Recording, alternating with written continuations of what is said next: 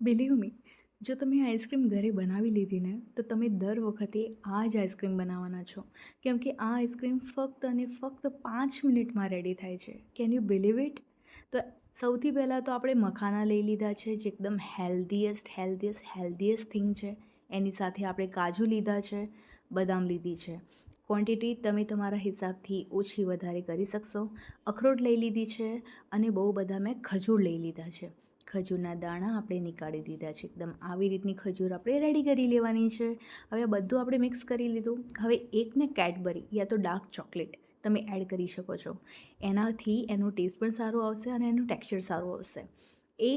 ફૂલ cup ભરીને દૂધ એની અંદર એડ કરી લો. મસ્ત મજાનું. વધારે દૂધની રિક્વાયરમેન્ટ નથી, બસ આટલી જ વસ્તુ ઇનફ છે આઈસ્ક્રીમ માટે. કોઈ ચોકલેટ પાવડર નહીં, કોઈ કસ્ટર્ડ પાવડર નહીં, કોઈક મિલ્ક પાવડર નહીં, કોઈ ગેસ વગર આ આઈસ્ક્રીમ રેડી થવાની છે. એ પણ ફક્ત ને ફક્ત 5 થી 10 મિનિટમાં. સોક કરી લીધું છે આપણે, જેના કારણે દરેક વસ્તુ સરસ રીતે મેલ્ટ થઈ જાય. 2 મિનિટ થશે સોક થતાં એને. હવે મિક્સર જારમાં એને એડ કરી લો, એટલે કે ટ્રાન્સફર કરી દો. બસ આવી જ રીતે થવાનું છે તમારી સાથે પણ. મસ્ત રીતે મિક્સર જારમાં એડ કર્યા પછી આપણે આને ગ્રાઇન્ડ કરવાનું છે. આની અંદર જેટલી પણ વસ્તુ છે ને એ દરેક વસ્તુ એક આઈસ્ક્રીમનું અને કુલ્ફીનો ટેક્સચર આપશે. એકદમ દાણા દાણાવાળી જે વસ્તુ હોય છે ને, જે આઈસ્ક્રીમમાં આપણે ફીલ થાય છે ખાતી વખતે, સેમ આ વસ્તુ તમને અહીંયા ફીલ થવાની છે. હવે એક સરસ રીતે આને સેટ કરવા માટે ટ્રાન્સફર કરી દો કોઈ પણ વાસણમાં, કોઈ પણ વાટકીમાં, કોઈ પણ વસ્તુમાં. આ જે વસ્તુ છે ને એકદમ ટોટલી ઓપ્શનલ છે. એટલે કે મારી પાસે ઓટમીલ હતા, જે ડ્રાય ફ્રૂટ્સ અને થોડા ચોકલેટ ફ્લેવરમાં હતા, તો મેં ખાલી ગાર્નિશિંગ માટે એનો યુઝ કર્યો છે. પણ તમે આ વસ્તુ ટોટલી સ્કીપ કરી શકો છો. જરૂરી નથી કે તમે આને એડ કરો. મેં જસ્ટ મારી પાસે હતા એટલા માટે મેં એડ કર્યું છે. એકદમ ચોકલેટ ફ્લેવર છે. આની અંદર પણ ડ્રાય ફ્રૂટ્સ છે ને ઓટમીલ છે, એટલે કે એ પણ હેલ્ધીએસ્ટ થિંગ છે.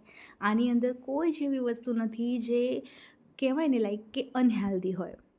હવે એક વ્હાઇટ ચોકલેટ લીધી છે, એટલે મિલ્કી બાર. 5 રૂપિયાની ચોકલેટ બજારમાંથી લઈ આવો, એને આવી રીતે સરસ રીતે મેલ્ટ કરી લો ગરમ પાણીમાં નાખીને, અને ઉપર થોડું ગાર્નિશિંગ કરી લો. અને જ્યારે આ આઈસ્ક્રીમ એટલે કે કુલ્ફી જ્યારે સેટ થશે ને, અને જે આ ચોકલેટ એકદમ જે સેટ થઈ ગઈ હશે ને, તેના જે બાઈટ આવશે ને, જ્યારે તમે ખાશો એને, એ તમને એક અલગ જ ફીલ આપવાની છે.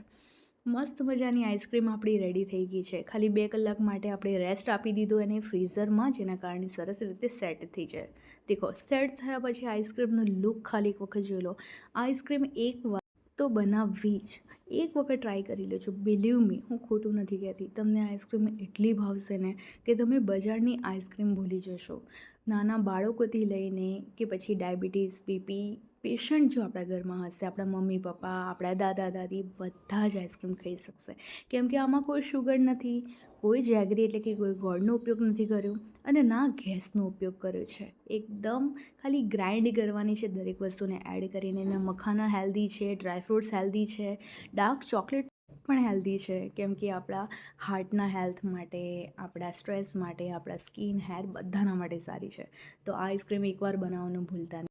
અને તમને જો આ વિડીયો પસંદ આવે હોય તો વિડીયોને લાઇક કરવાનું, કમેન્ટ કરવાનું, શેર કરવાનું તો બિલકુલ ના ભૂલતા. અને ચેનલ ઉપર નવા છો તો પ્લીઝ ચેનલને સબસ્ક્રાઈબ કરજો. મળીએ આપણે નેક્સ્ટ વિડીયોમાં. ત્યાં સુધી જય શ્રી રામ.